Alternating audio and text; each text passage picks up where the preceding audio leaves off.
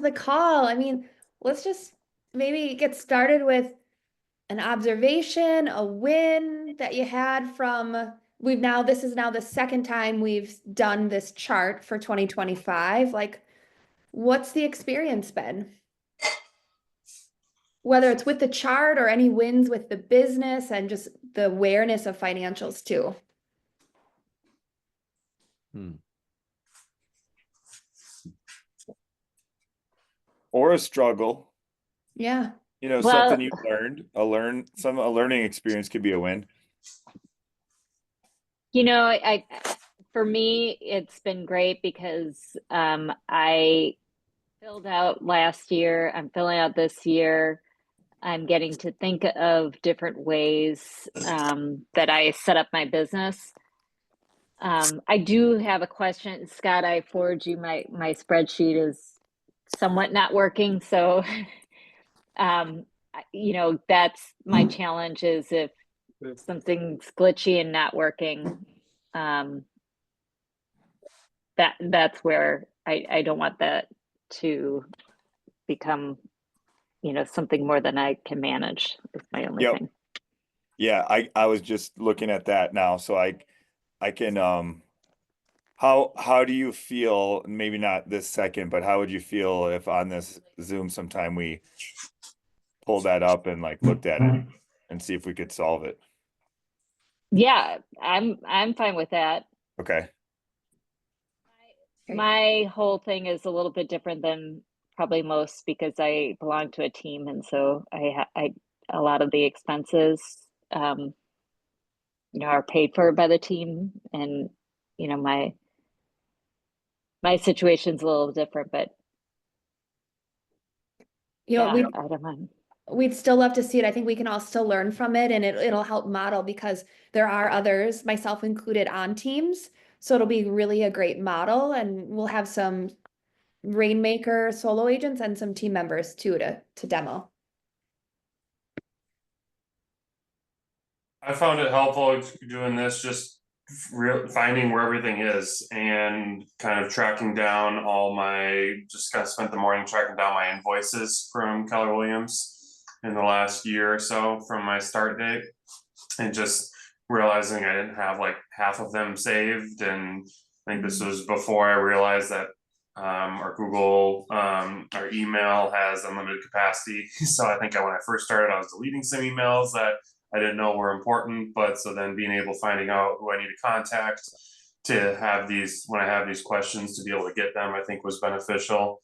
And then in between last session that I was on, tracking down, following Scott's directions to get the DAs from the videos was helpful as well, but kind of was texting him on the side a little bit, and it's a little different than kind of my view is a little different than what his was when he made the email. So trying to kind of figure out where to drop all these charges and credits and things like that, and to put them in there and how to label them correctly and things like that. So Very cool. Thank you for sharing. It's interesting, like once you start building that system or that awareness of, okay, here's the KW invoice, you'll maneuver differently this year than you did last year because now you have a rhythm, right? With filling out this form every month, or maybe you choose to do every week or however you do it. But it'll just create some new systems and habits to make it a lot easier than going back all year. yep. I am digging into my KW invoice, which this was the first month that and I went back and did it for January, but went kind of line by line and put it into different categories. I realized I had 2 MLS charges. And I guess, I've been doing this for 3 years, so I'm just starting to get more listings. But boy, they get you for everything. They get you $10 here and $10 there. And I don't even know exactly, other than this little description, what I did wrong. But it's from looking at the invoice that I realized that I was charged that. Yeah. And had you not been looking, right, it just would have been money out without any awareness. Yeah, because I had ordered some yard signs. So when I saw the higher total, I just figured that was what it was. But now I'm digging deeper. So were they inappropriate charges or were they okay charges that you just weren't aware of that were happening? So one says expiration date error and one says listing date error. So I don't know what I did wrong, but and they don't really like, does MLS reach out to you and tell you? Oh, No. so this is my biggest like frustration with their MLS is they look at instead of them billing you, they bill the broker, and then the broker has to pass it on. So one, it takes hours a month for the broker to do that. But two, they just throw on fees. It's like Oprah. I mean, it's just like you get a fee, and you get a fee, and you get a fee, and it's like, what the hell did I do? So that's probably that's one thing I do monthly is I look at the fee, I look at the code, I have someone email or talk to MLS. What is this? What do we do? How do we prevent it? Okay. I mean, they have fees for literally everything. Okay. Yeah, And absolutely. once you see that, it's like when you said MLS, like I had a little like knife in my back because I'm the same way. It's like $20, $40, $60, $80, like it's like nonstop. And so this is what this forces you to do is there's not going to be a dollar that shows up that you don't know what it is or how you can avoid it next time. So I should email them and say and give them the MLS number and say, what did I do wrong? Yeah. How do I Yeah. prevent this in the future? Okay. Yeah, that way you know, and you can save that $10, $20 the next round. Yeah, Okay. email or call, like anything for MLS, like when you call the admin or the tech support, they're always very friendly, so and very helpful. So whatever works best for you. If you want it in writing, email. If you want to have a conversation, you can call them. Okay. Good to know.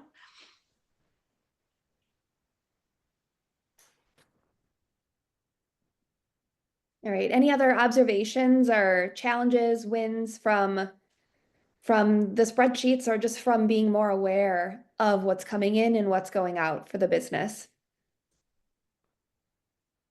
Probably a bit of overwhelm, just making sure everything's going into the correct place. And I did a question too about I know I filled out all last year's, but I haven't gone and divided up all of the, what is it? All of the cost of sales, or doing the, I know that Scott, you talked about doing the splitting up the things from your invoice each month, and just knowing where those go and how to properly do that right now is a little bit of a overwhelm to make sure I have them correct and I'm not putting them in two different places. Me too. Love that. I can model part of this is I'll model how I do it. And then the overwhelm is normal because it's such a different, it's just completely different. And the first month you're just like, God. And then the second month, you're like, okay, I remember like this charge, I remember this thing. And then you kind of have like 30% of it where you're just like, okay, and the rest you're like, God. And then the next month it's more and you just start feeling more comfortable. So when you're doing this, I mean, I would say like it seems like 80% of everything that comes out each month, it's like repeat or expected. It might not be the same exact amount, but it's like, oh, I have photos and I have signs and I have this and I have that. So it's like every once in a Yeah. while I get to an expense and I'm like, what is this? So it's not necessarily overwhelm anymore because it's so repeat. Mhm. It's like once you learn how to drive, it's not overwhelming unless you're in Illinois. Yeah, I think even for me going through February, I had some questions like, how would I log this? And I just could scroll up to my Januaries. And like Scott said, most of them were repetitive charges, like recurring. So I could see exactly what was there for January, how I labeled it, and then just continue that pattern. Okay. I did have, I don't mean to monopolize. I did have another question. Since I'm starting one now, this is for 2025 and doing, where is it? You're putting in what your GCI goal and stuff like that. And I know what I have is not like doesn't fit exactly with some of the model numbers or references, that to, 640, whatever. How do you figure that percentage out when it's, how do they figure out the different percentages for the different levels? And how would I figure out if my number is different from that? We can definitely talk about Yeah. that. So what I'm hearing is maybe your number is not represented on the budget model chart. And then Right. how do we So how do choose? how do I adjust, or which number do I choose, or Okay, put yeah, we something can go over that. on my ass or the middle out of the out of the Sure. air? Yep, So we'll talk about that. We'll talk about how to, I know Ben has some DAs, so going through cost of sales, that'll be a really great real play example. And then it sounds like Scott, you can model the KW invoice and breaking that up. Yep. Okay, aside from those kind of three categories, is there anything is there anything that you're coming to the call hoping we cover? And Addie, I know you're new. This is your first call, right? Welcome. Thank you. And So- with the whole concept of to not want to monopolize time, like there's 7 of you. And so you 7 have the time. That's why we do this. Yeah, So if you do have questions or concerns, like you're showing up, we want to make sure that you guys are getting what you need. absolutely. I'm just kind of here to absorb today. I feel like next time I'll come with a little more like idea of where my questions are. Just kind of want to take in everything you guys are discussing for now. Perfect. And Addie, when we talk about Kathleen, Kathleen is also on a team. So kind of some of what she's doing will be a good model for you. Okay, great, cool. All right. And So, Kathy is on a team. oh, perfect. So Awesome.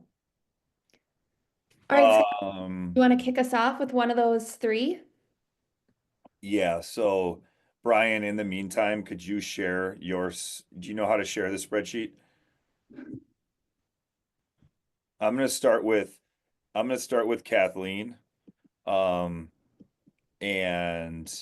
then I'll show everyone. So can you guys see the screen split? We Yes. need this. Well, okay. So I will make this a little bigger. The first thing to do, if you haven't, click this share button and share it with those 2 emails in the chat, because then we have them. And so when you email us, I got a new email, that's why I'm just adding that in there. But when you when you have that and you email us, we can go in here and look at it. So it's just easier. So I'm gonna go through this little step by step. I know you have specific questions on cost of sale, and I'm gonna see if we can diagnose it on the call together. Do you need me to share some more? Is that what you were saying? Nope, I just did it. Okay, okay, got it. Thanks. Shoot. And I charge 200 an hour for spreadsheet revisions, and it's to the 15 minutes. So even if it's like 2 seconds, I still charge 15 minutes. Like a nice sleazy attorney. So when I look at this first, did Kathleen go? Okay. All right. It said you're in the waiting room. Oh, there.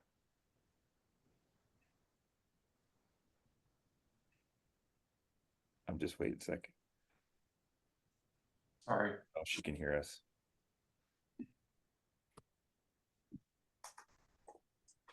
Can you hear us, Kathleen? I think so. You're on mute. Double mute. So Okay. There we go. so now I'm gonna hang out on my other phone. I had to switch to my computer because I couldn't see what Yeah. you were doing on my phone. Yeah, sorry. Yeah, I'll No, that's all right. get a tad bigger. So when I look at this too, I'll kill Brian's bird with this stone as well, but we've got the 150 in GCI. And so if you scroll over to the reference guide, is your GCI, you're saying it's like in between these? Is that what you're Yeah. saying, Brian? Yep. Okay. Brian, you're on mute now too.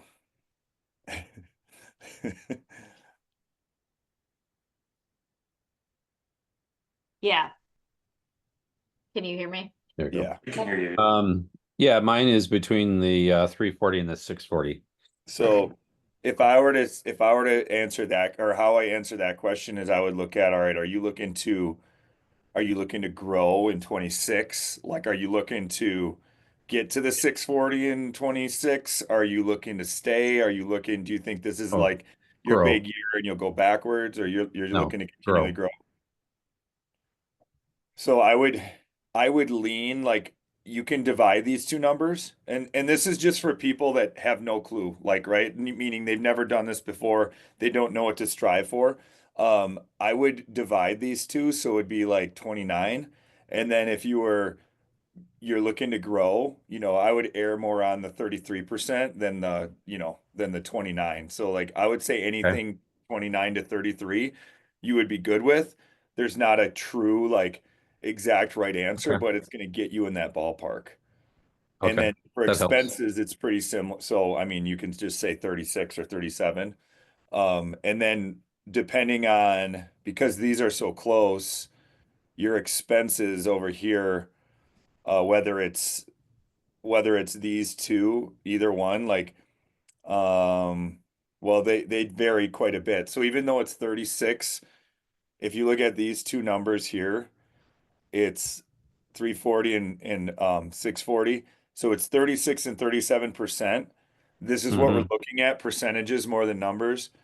Even though those are super close, the percentages for each category are quite different. So it's like 15 versus 11, because if you're looking to 640, you're going to need more of your commission, more of your money to go towards help and people. Mhm. Mhm. Um, Lead gen is pretty similar.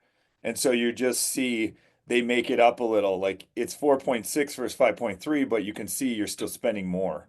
Mhm. So I would go more based on the 640 numbers, because if you're going to continue to grow, you're probably going to need more people. Right. Right. Does that Okay. make sense? No, it does. I'll lean towards the 640 numbers. Okay. So Kathleen, when you do this, the first thing you've done 2 full months, and then you're kind of updating this as you go.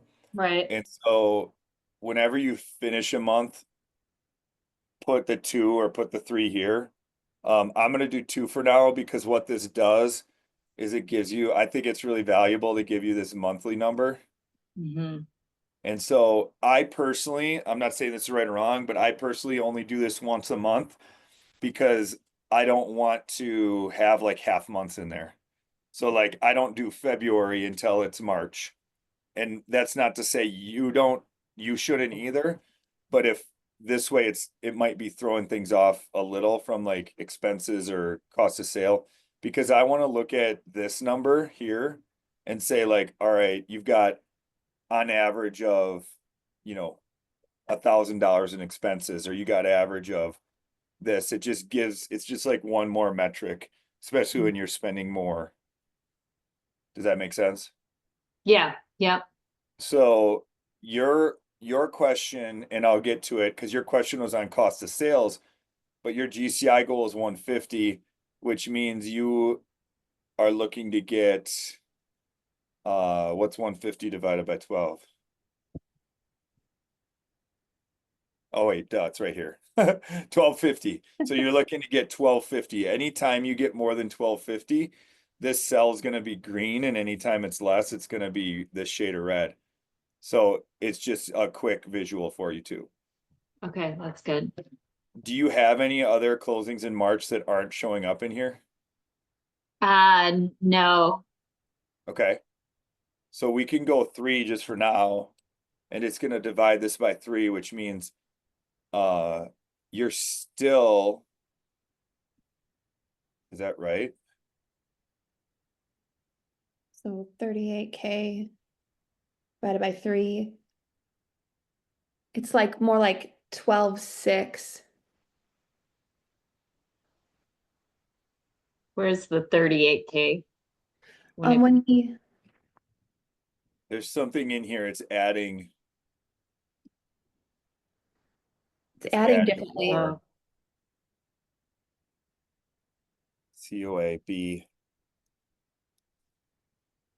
Anytime you have questions on things, if you look, and I don't expect you to do this, you can email us, but I'm just showing you what I would do. So this is pulling a number from the COA from Chart of Accounts number B17. So if I go to 2025 COA, I want to go to B17, and you can see that it's actually 44,000.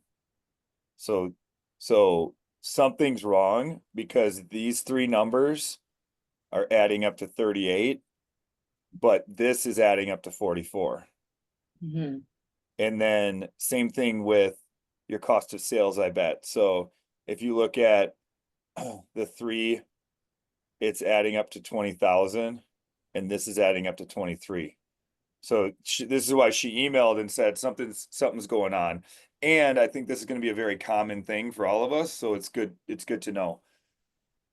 So what I do after every month that I'm done, let's say I'm done entering my January GCI, Mhm. I'll go in here and I'll add up. Like if you highlight all this, because this is all the stuff that's in January. If Yeah. you highlight it all, it'll automatically sum it, or there's an option to sum it if it doesn't. So Right. 17,765 matches 17,765. And then I go into February, 11,501 matches 11,501. And then if I go into March, this is 15 grand, and March says 9 grand. So we're like, okay, what's going on with March? So in order to diagnose this is like, okay, this is you're in the beginner one, but this is like you're getting some non-beginner stuff. You see this arrow right here? Mm-hmm. So if you guys have your spreadsheets open, I would all do this now, or remember to do this. Click this arrow. I hid this because I thought it would be confusing, but you guys are on here and I can explain it, and it's not. So you see how this is how the formulas work, the magical formulas. If you look in here, it's like if left B3, 3 left C2, blah, blah, blah, blah. This is the only way I can get it to do what I want. Now, I think I know what you've done, and it's okay. We can do it one of two ways. You see how these two don't have okay here? Yeah. That means they're not pulling into the spreadsheet. She inserted it. Yeah. Mhm. I so definitely don't want to add rows. So you can do it one of two ways. The easiest way to do it, let's just say you already did, like you were looking to do something in February, and Yeah. it's like, okay, like you're just going backwards. Yeah. What's natural to do if I was entering something on February 26th is I would want to enter it here, like 226. Yeah. Yeah. So when you do that, these aren't going to show up. Okay. But if you do it this way, oops, 336,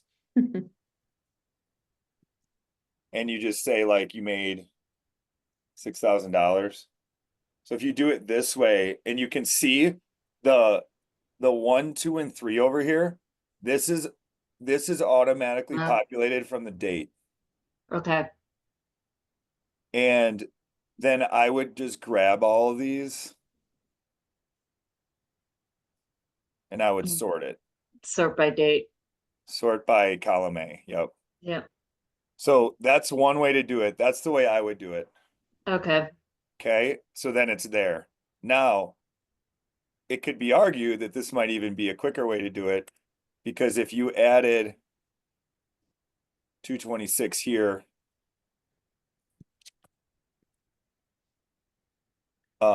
and you see that it doesn't have okay, all you'd have to do is grab this blue circle Mhm. and just drag it all the way down. And now the formulas are automatically going to happen. Grab this blue circle here and drag it all the way down, and all the circles will happen, or formulas will happen. So now that everything says okay and it matches the date, like if you don't have a date here, then this will be blank. So Okay. really the cheat code are these far two right row columns. And now if you go back to the main, this says 15. This adds up to 44, 279, 52. So everything's lined up. Awesome. So the last step I do each month is I just make sure that however I drag it here, oops, maybe you get a cash off for 6 grand, but that if That you would be do, I great. get 6% of it because I put it into the world. Mhm. 15013, 15013, it's like good, I'm done. Awesome. So then same thing will happen. And any changes I make on your spreadsheet live, like I'll remember not to keep them there. Okay. So Scott, when you're doing this, do you check that little arrow to make sure that there's okays and 1, 2, 3s every time, or do you leave that open? I Or just how leave it open. you leave it open? Okay. So the reason I hit it originally is because if people see this, like to Brian's point, it's super overwhelming, and then you get that and you're like, what the hell does this mean? Because there could also be so what this okay means too, just so you know, if there's 9 buckets to the chart of accounts. So, Mhm. or in this case, there's 4, I think, for commission. If you put in here that this is residential income, and that over here you put in that it's like an agent referral, it's gonna turn whatever the hell color that is, and it's gonna say error. So it's meant by design to like protect you from making errors. If you have it here, let's say this was buyer income and somehow you said it was commercial income, it's going to do the same thing, and then it's not even going to show up. So you might have seen it turn salmon and you're like, what's going on? But it's all of this is meant to like double, triple check the barrier. So if everything says okay and everything has a number, it should all work. By the way, is showing income if you do a showing for someone, I just put it on the side. Is that right? Is that where it's supposed to go? So yeah, you're showing Yeah, like I you're just just showing properties. yeah. Um, I used to have that in here separately. Yeah, there's no showing thing on there because I wondered about that too when I was Would doing you last guys year. would you guys Yeah. like one? Yes. Yeah. I mean, I could see it, and it's not going to be a ton, especially as I get along further in my goals. But Scott, would there be any merit to maybe not putting that under residential buyer, but maybe more like consulting? Because it's unrelated to your, this is a question, is it related to your actual real estate business, or is it kind of like a side hustle where maybe we call it something else? So it's not tied into your buyer seller income. Yeah, what I I had a would question about that so too. Yeah. I think I had this like below the line before, like below the line um Test it. real estate income. And but yeah, what we could do is we could either make one extra bucket um and then make an extra chart of account. If and I think we could easily do that, because then when you look at this COA, like this is really what you want. to be able to show your accountant for what you make. Now, one thing I don't like about putting like profit share and like showing income and all of that is it's technically not like your real estate team or your real estate business income. It's separate. Unless you are a showing partner for a team or something. Yeah, I was just gonna say, if that's your role, like Addie, you're a showing partner, right? Then you would want that under this GCI tab, not as like a separate consulting type income. So yeah, so if you're showing some houses for another agent, you're not part of their team. Yeah, where would you even record that on here, or how would you record that if you want to keep track of any side hustle or even like that?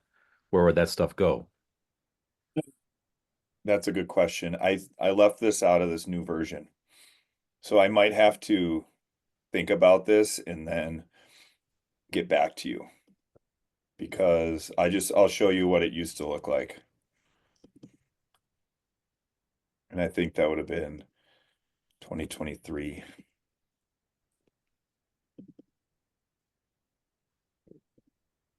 Club. So I think I used to do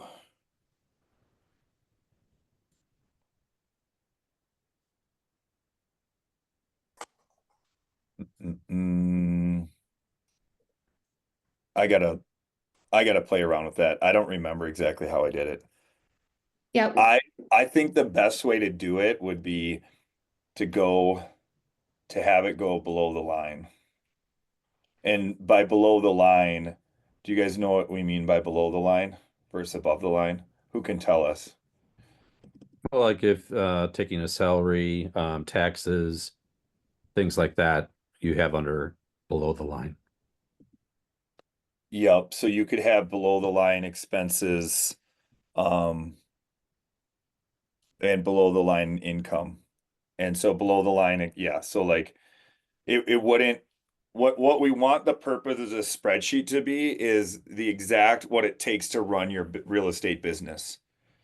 But then we have a lot of ways to make money or spend money that don't correlate to our real estate business. So some examples of below the line expenses to me would be like charity or because it's like, oh, I'm doing this charity. I want it as a tax write-off, but paying $6,000 for a Giannis signed picture isn't necessarily part of running my business. And so, it's not above the line, it's not affecting this all the percentages, but I still want it there to give to my accountant. And that's where, I mean, maybe you don't want to have it there to show your accountant that you're making extra money showing houses. Like that could just be your side hustle and that could be Right. you know what I mean? So let Right. me think about that. For now, just keep how it is and we can adjust that as we go, but we could easily add a bucket here or we could add a below the line. and I think the biggest indicator on what category this is did you get paid at closing or did you get paid regardless of the outcome of that showing? Right? If you just got paid a showing fee Yeah. or were you paid because it Right. was an income derived from a closing? Right. Yeah, that's a great point. Could that brings up another question, and I'm not gonna be able to stay real long yet. Under the where is it? Under the chart of accounts, you have the like outside referral income kind of thing. What if you are, and that wouldn't.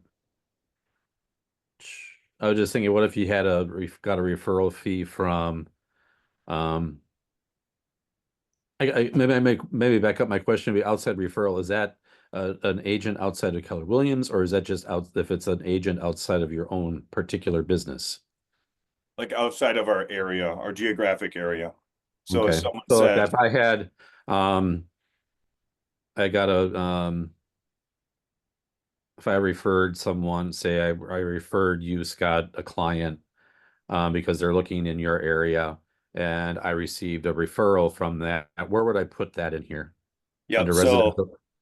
you would do it one of two ways. So if you referred me and I gave you 25%, Uh-huh. that would be GCI to you. So you would say Correct. outside referral income, and then it would say Just outside agent referral Okay. income, and let's just say it's $2,500. Okay. Now, if it was Just the keep it under opposite, outside agent. Okay. if I referred you business and you closed it, then Right. you would close it as residential income. It's a buyer. Correct. You made 7,500, or the GCI was 10 grand. Mm-hmm. And then you would go in here under cost of sale, and you would say the cost of Oh, and doing that's where that the sale was a referral that's where commission. the referral commission would go. Okay. It was agent, and it was Oh, yeah. That makes 25. sense. That makes sense. So it would go that way. If it's you to me, Okay. then it's Mhm. just commission for you. Okay, just taking out the amount of money that got sent to you. Okay, Yep. that makes sense. And that shows up on each of the disbursement things. Yep. Okay. Yep, it does. Um, Yeah.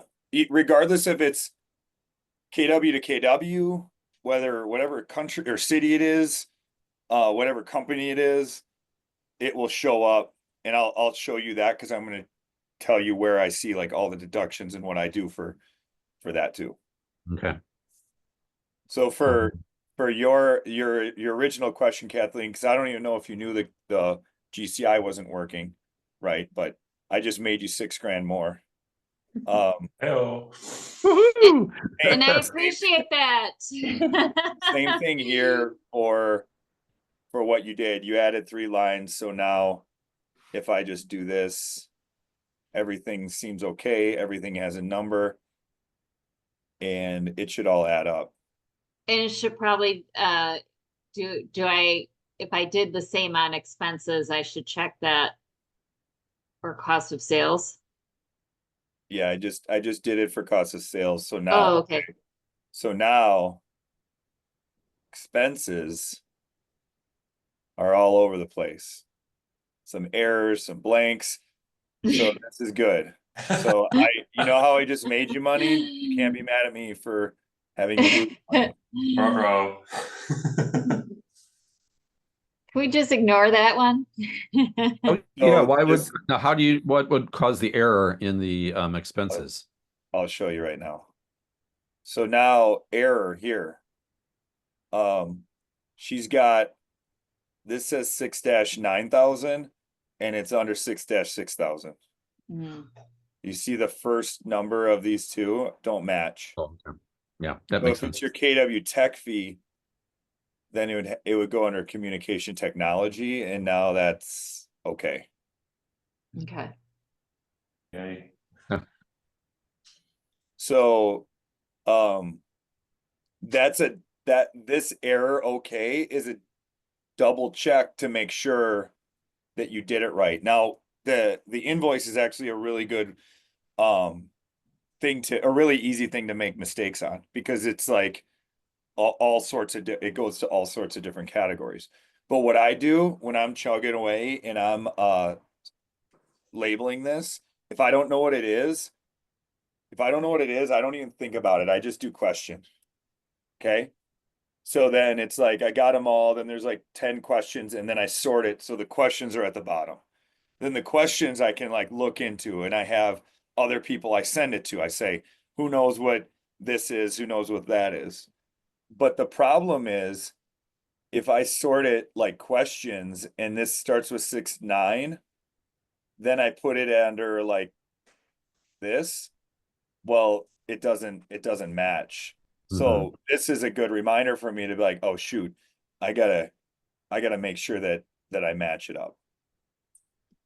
Okay. The last thing you do each month is check this. And now that you know about it, but you check this. So this is another error, probably the same thing. Yep. So you probably had it like all of it under professional services, but then you started labeling it into different categories, and you just got to make sure that the first numbers match. So now they should all be good. Oh, At least I'm consistent. you are. Is there a way to have column C like choose in column C and have it automatically kick out to the proper 6 dash whatever thousand? Or is it you have to just do this manually? I don't think so. There might be, but Okay. see, this is what I do. And don't worry, I can take this away if you don't like it. But just when I do this, because I have like a lot of expenses that goes on for days. And so I have this, I create like a barrier between months. Oh, that makes sense. And so then I know, like, hey, when I go to sort, I go and I sort. Even if I don't have, see, I don't put in column B until the last thing. So if I sort by column C,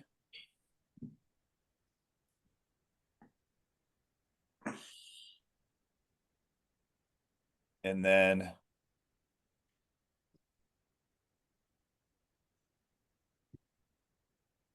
now it's 2 for all these things. It's super easy for me to drag this down to where the 2's end, and then I do 4 till the 4's end, and then I do 6 Oh, yeah. till the 6's end, and then I do 9. So that's how easy it is. So I wait to do B until like that's kind of the last thing I do is B. That makes sense. And that, well, I shouldn't say the last thing. The last thing I do is make sure there's no errors.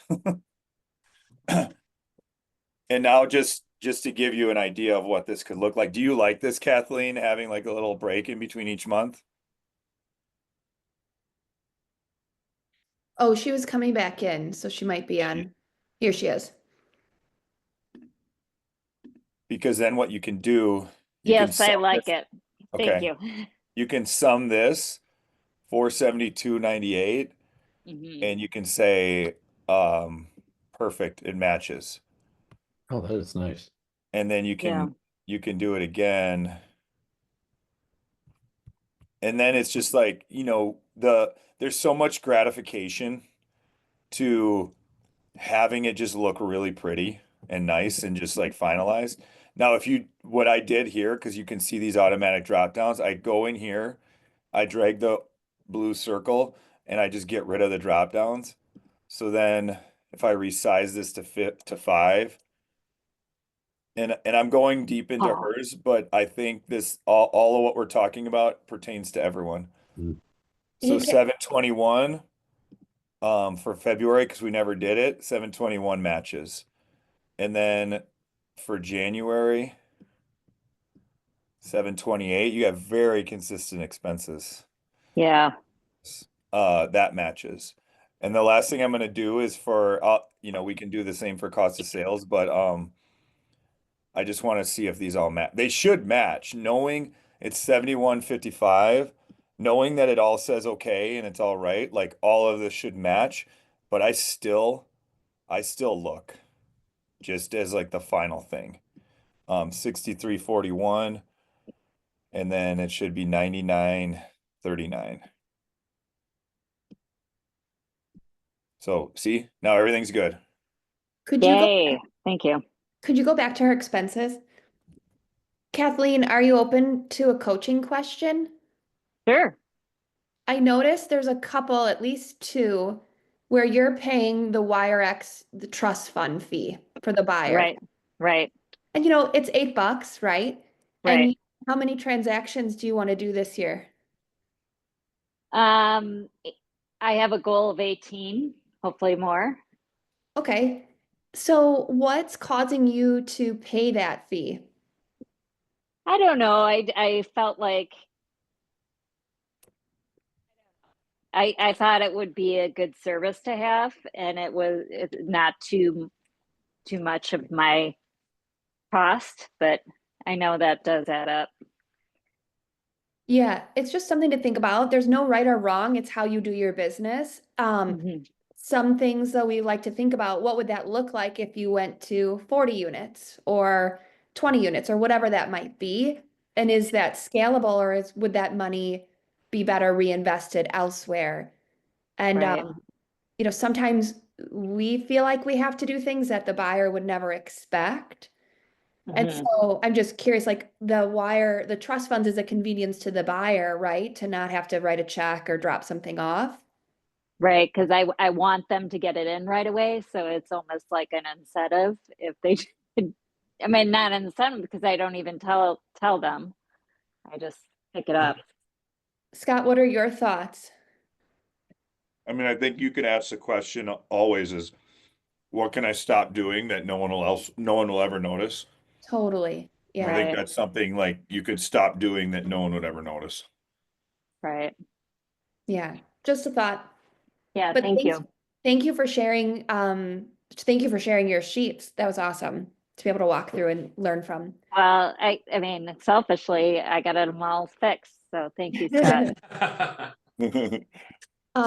We've got about 10 minutes left, and I know, Ben, you wanted to go through your DAs. Are you still available to do so with Yeah. us? Yep. Okay. I'm gonna do this really fast. This is so let's just say that this was my agent bill. It's gonna be 1141.72 total. So this would be the amount that comes out of my bank account, right? So when I pull this up, I just go in here. 311 is the date for all of this. So what I do is I just drag and drop. If you have two or more, it'll keep the same date. If you only have one, it'll add a number to it. It's just a little secret. So then I go in here and I say, okay, it's 1572 for black and white. And then it's 123 for color. And then it's 78 for MLS. And you just keep going down the line, right? And then when I enter all these in, I sum it up and it will match this 1141.72. When that happens, I delete this one because I don't need it in there twice. And now I can break each one down. So I know that this is all searchable. So if that's if this is these are called printing, office printing. So I can just go in here like this and so then I just label it down. Now as part of that then, when I break it all down, I sort it all like I showed you, and then I do column B last. So once I know that this all matches and it's all labeled by the same date, I just individually label each one and then get it all sorted out. That's how I enter in my bill. And for these invoices that when they're mailed out, is that for the previous month or is that just like up to that exact date that they mailed it out? No, it's for the month. So if you get it in March, it's for all of March. So then, so if you get it in March, then when you're entering it in April, you would enter all of the bill for March. Okay. So like the date that it gets, because they just got mailed or they just got emailed out. So that's just, it's not like February's bill. It comes out on March 12th. It's just up to speed. Yep. Okay. It'll be sent out, like the 12th, and then it's billed probably the 20th or something, but it's like that month's of fees. Okay, from the previous email up to that email. It says live. Okay. So when I look at and this is what I'm doing now. I know the video is different, and I think I know I made a different video. I know I made an updated video, and so I can just send it to you. But when I'm going in to enter in my GCI and my cost of sales, what I do is I go in if you go into the opportunity, the handshake, and then you click all opportunities right here, you can sort them by closing date. And so we'll just do February. I'm showing more than 25. That just drives me nuts. So here's all the February closings in order. And if I click on, just click on one of these. Wrong button.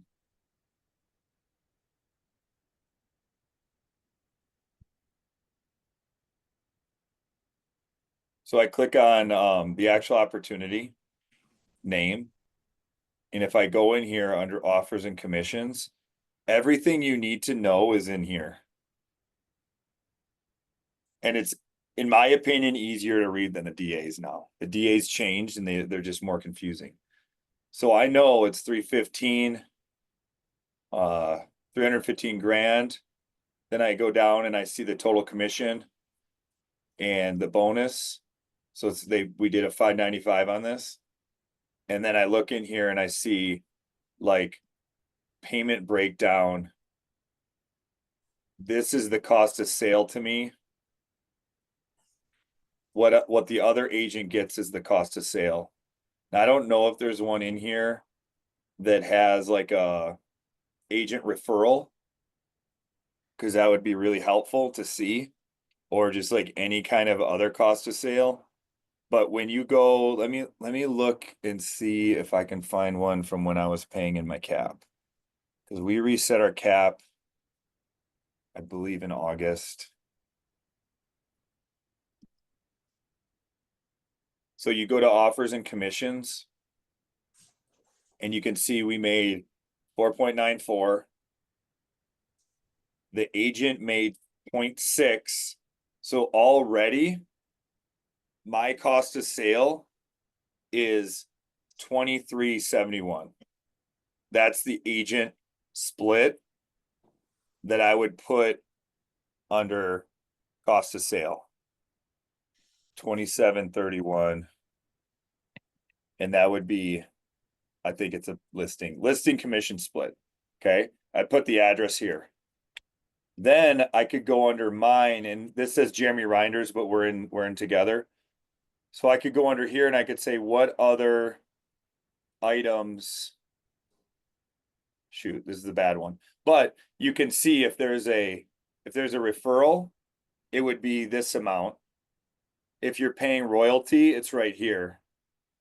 If you're paying company dollar, it's right here. So anything that's coming out of your check would be right here. So if I did this, first of all, I would say 49.40 of commission. This is listing commission, whether it's my listing or an agent's listing. And then I would say, okay, 20, now I gotta pay this agent 29.64. And if you're doing this, so for like the people on the team, this would be yours. You would only see this. But if you're running a team or you split with another person, you would see. Now, I don't track what comes out of Jackie's commission, because in this case, she wasn't capped. She paid 592.80. You know, I'm not tracking her net. I'm tracking my net. What I know is that it costs me 29.64 in the split. And then if I look under here, there's an additional stuff. So you know how we have that 295? So I say for this deal, I'd go 295 because we added that as commission. And this is seller BAC income.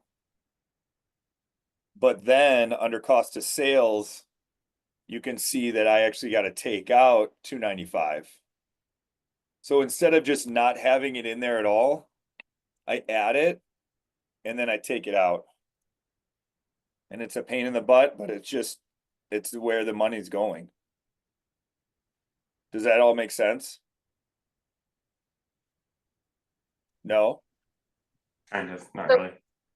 What I focused on is how much, like, taking the total commission and the BAC income, and then subtract out the share, and then like my bottom line should match the bottom line of the difference between cost of or the revenue coming in and that cost of sales.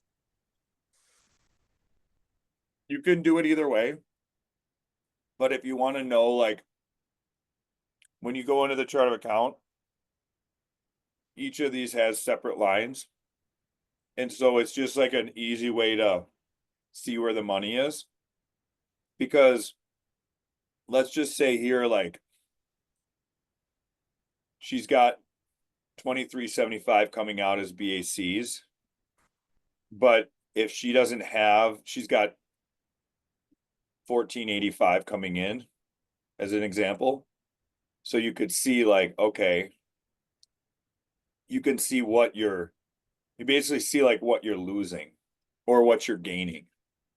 And if you had it all under GCI, it wouldn't be as easy to see that. Because you might be like, oh, I'll waive this 295 here, I'll waive this 295 there. And you do it 14 times, and now you've given up like quite a bit of money. So it's just a way to like really be accurate with the money coming in and the money going out. Now, if you're someone that you take a listing and you do 595, this might make more sense. But if you did a 595, you would do 595 for the seller BAC. And then what would you do for the cost of sale? What does the company take? 295. Yep. So 295. So in that case, you're netting $300. But if you're only taking 295, it's more of a pass through. And it's technically a commission, and then it's technically a cost of sale. If you're in here and it says royalty, or I'll just take, it says royalty was 331. Well, then I just write in like 331 or 23. And this is a company that's royalty. And then let's just say I had like $1,200 of company dollar. So for every transaction, if you have a team, you could have 3-4 cost of sales. And if there was an agent referral as well, like some deals, this is what it could look like. You could have a team split. You're giving the BAC back. You got royalty, you got company dollar, and you got agent commission. So for one deal, there's 5 costs of sales, but they all have their own line item because they all go to a different thing. Versus saying I made 6,000, I netted 2,000, my cost of sale is 4,000. It's like, great, where did that 4,000 go? And I should have said I do enter everything in, but in my mind, for me to know if I'm doing it right, is I do the math and subtract all of what I entered into what I entered into as cost of sales. And if that equals my ending dollar amount that was deposited in my checking account, then I know I entered in everything correctly. Yeah. And Ben, the more you see it, like chunk down, it's like, you Yeah. gotta get an aha. So Need to drill it into my brain by repetition yep. and finding it and just hunting it down, hunting all these drop downs. Yeah. So, all right. I know you guys got the next call coming in, so. Awesome. Well, thanks everyone for coming. You're welcome to stay. And if you just want to listen to the difference in conversation, today and last call, we've been more on how are we working the spreadsheet. Once we get that familiarity and that confidence down, then we can have different conversations. So if you want to stay for what that looks like, you're more than welcome to, and then just reach out with any questions. Until next month.